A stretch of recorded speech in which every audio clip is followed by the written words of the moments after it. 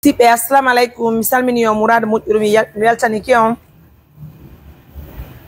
aray ko anninti ngollo den ka sare meden mamu ha hide wondi do de mingira be meden e pay ko gasa be wonde bi emen ara hide wondi e mabbe kontini ko nokkure ko wiete ka maison des jeunes ka skaleji do woni ko be walata aray non hande hide yalti aray humpondi golle mabbe bay hadi Allah mu yiye yidu e pay kun hande bimbika bureau medem arno tawi en don holle mapune makko holli en tigi tigi on haray de kambe sakata be hewbe ka maison des jeunes kaska yido be ne walugol haray no men men hewtuga men tinda e mabbe anden ko on gasate e waldirgol ko e pay koy nando dembe taw ko honno be fewdori ka bakiti medem do de tu peux enlever le micro dis ça va ay jam ko duubi jelu marda 11 duubi sappo ego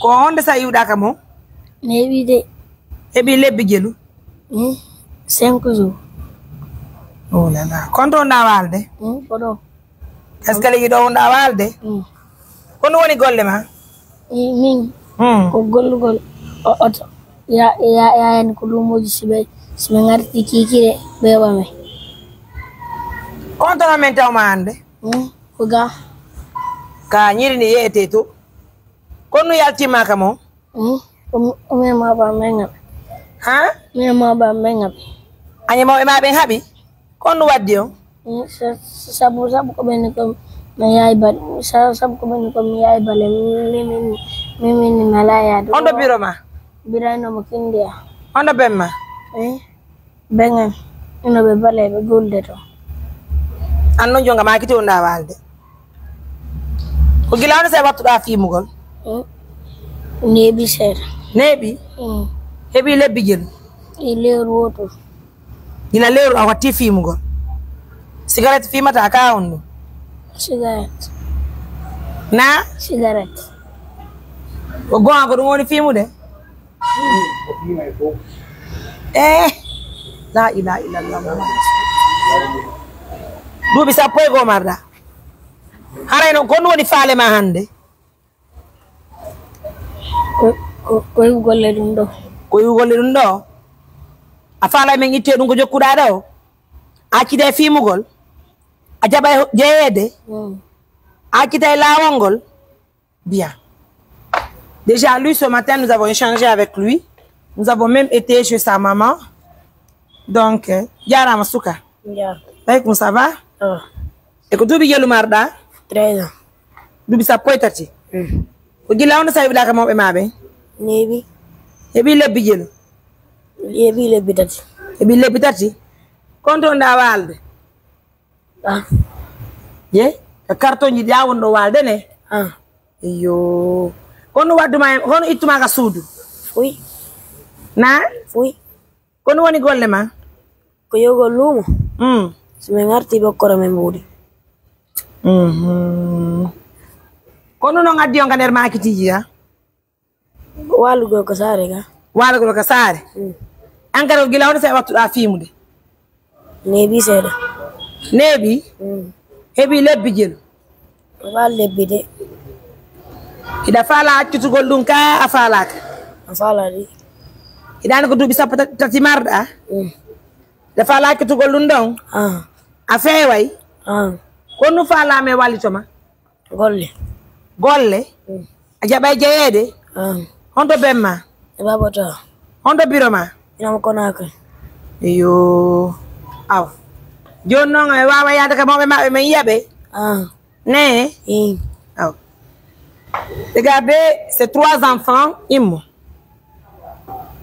odo ko sappo e go mari odo ko sappo e tati c'est des enfants vous avez écouté leur histoire c'est des enfants qui dorment dehors qui passent la nuit ici à la maison des jeunes.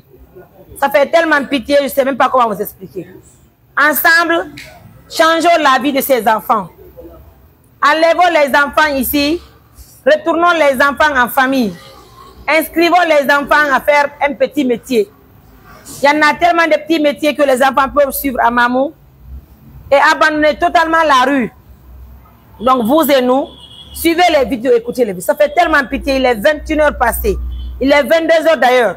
Mais nous sommes sur pied, nous sommes en train de faire tout pour aider ces enfants. On va marquer la pause, on vous revient. Kono yiru donc hay fanti den landitade ko do kadi pay ko o tubi yelu marra 18 ans. Ah, et puis 18 ans. Ok. Aki donc. Kono woni golle ma? Masum. Kama sonjo? Kono ngaddu maga? Ara wonu ga fi gon sede mi yako su. Famar. Konto walta? Do, ya varia. E fami. Do, mon frère mini ma ya accu ngonda don ka. Ko do wonda walde. Avaria ka hombo. Gogo. Ler makiti. Kono wonda nyamirde. Non sun golan ni ora. Fami on kada korena gamia. Hondo biro ma. Ene be pudri. Hondo bemma. Be inino. Kono ittuma ka biro ma aduma ka makiti walgo. Non so wale ga muni ane be sere miya.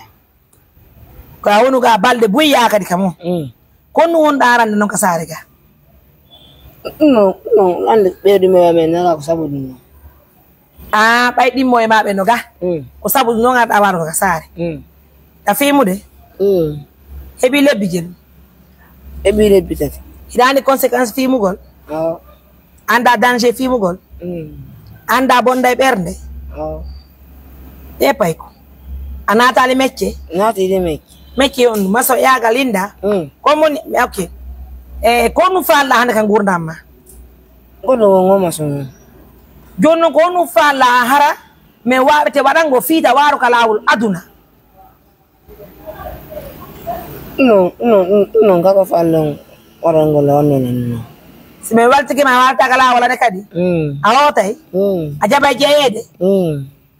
Joni jango walla me yide mawbe mabe. Yara masuka. Kon ko dubi jelu marda 14 dubi sappo e nayi kon woni golle ma 40 ans kon do walata do mon frère ko woni lebbi jelu gila wiɗa kama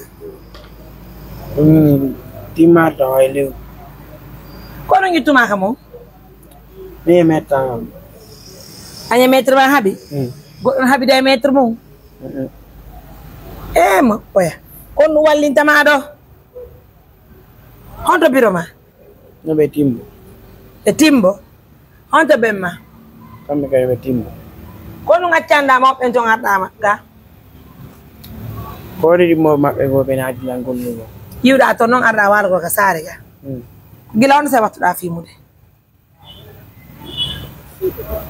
timarta way lew ko mi ari do oyo nene awaba ekkitugol ɗum kono fala me warane fiya accitude golle ko jokkuɗa ngal bandiyagal ɓe jeejana mi wata ko metre ko ɓe jeeju maître ma si min jeeji maître ma mi nattima jaɓa jeeyede konto maître ma woni non ɓe balliya kono bimbi ɓe aray ko gal fati bimbi ne aw joni bimbi ɓe wawi de maɓɓe ka si min jeeyi ɓe min detti engagement haɗa joni ko hoɓɓene naɓuma tonde a wawa taɓutude golla en faltodiri aw bien on dartoɗa e kam payku on ko jokkuɗon ɗo fof ko sama kala jokkuɗo a nani fijunare luttata nan fijunare luttata kon sagataɓe duwaɓe jombude duwaɓe heɓude mecce nan to dayno hoore mon nan rene hoore mon nan on nani kon ɗuwamon onon koye pay koye fimanto hakkude mon e Allah onon on gandanno wonde masibo ene milando onon ɗo fof ɗo saliga e ɗon juulude sali ko to ɗo juula walata ka lawol o fiima o yedda mawɓe makko ɓen ka jarama suka ko duuɓi jelu marɗa amaran 17 ans ok kon to iwɗa ko almam ya kono gaddumaka travaux walugo na e hunde honde biro ma biran ko voyage ay ɓe mali bama ko adda conki kono nini ɓe ala ɗo honto ɓe kamen bale honde bemma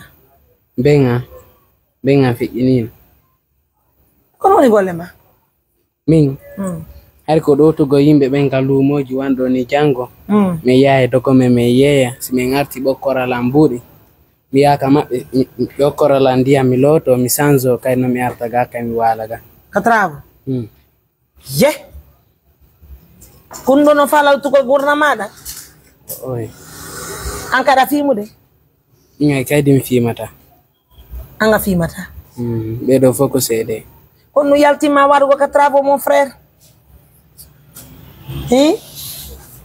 honde almami yaa komi won ton patian no marɗon ɓiɗɗo jaaja maɓɓe feetuɗo fiimowo yara feere ñallal ngal fof simiɗo ɗon ñallal ngal fof pare on no pinilam sabu ɗumi woni ton kono ka lekkeɓa ɗon doyi ɗon a susta yawgol ton kono honto biro ma nayla biro ma no bale biran no bale kono honde jango ko dimanche ɓe aray ka amin almami yaɗo joni ko no faala me waɗane fiya heɓu mecce ko mecce onu faala wadde mecce ande ɓay ɓe ko mon no yeyande ɗan hari mi yeyan ni no ɓe ha mi heeɓi buuɗi seeɗa hari lam bitiki yayango bale hari ɓe inni wo komi yeeyu ɗon ñessance kene mi débrouille ɗon kene enen mi landoma si mi naadima suudere yagala tabitay et puis na fi mecce mecce on lan andi mi heɓoye ko fi alquran on ɗum ɗon siko internat tay sina internat tay siko jande simple mi jaɓay kono lan andi golle ɗum ɗo mi heɓay ɗerɗe balɗe ɗon a fara jangude ka duɗal a yahay ka mecce ara ka duɗal nani aw a nani a jaɓay me walle a jaɓay komi yewtotama komi waajoma jaɓay a jaɓay jeeyede mon frère jaɓay ɓe lan andi kon goreɓe bira woni waajade lan ɗo ma ɗum hara kasaya ɗum hecca e biran mais façon dont les enfants, quand on voit les enfants dans cette situation, ça fait mal au cœur. Il faut voir de vos propres yeux pour y croire. Allah Akbar. On invite l'État vraiment de nous aider. Aidez-nous, on va sauver les enfants là. On va sauver les enfants. On va marquer la pause.